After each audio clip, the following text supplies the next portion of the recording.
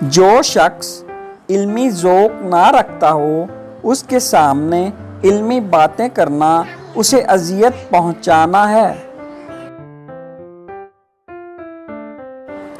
اگر تم نے اپنی اولاد کے لیے فقط دولت چھوڑی ہے تو مانو کہ انہیں گمراہی اور سستی میں قید بنا دیا ہے، لیکن اگر خالی علم اور نیک چلنی سکھا دی ہے تو گویا ان کو تمام قیدوں سے آزاد کر دیا۔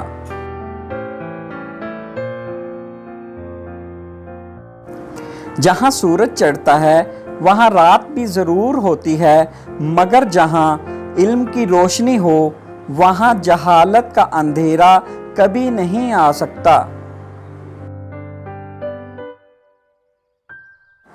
جس طرح چراغ جلائے بغیر روشنی نہیں دیتا، اسی طرح علم بغیر عمل کے فائدہ نہیں پہنچاتا۔ علم بے عمل گدھ کی مانند ہے جو آسمان پر اڑتا ہے مگر زمین پر مردار کھاتا ہے۔ گندے مضامین کی کتابیں لکھنے سے باز آؤ، قوم کے بچوں پر رحم کرو، انہیں گڑ میں ملا کر زبردست زہر مت دو، کیونکہ بچے ہر ایک رنگ کو فوراً قبول کر لیتے ہیں۔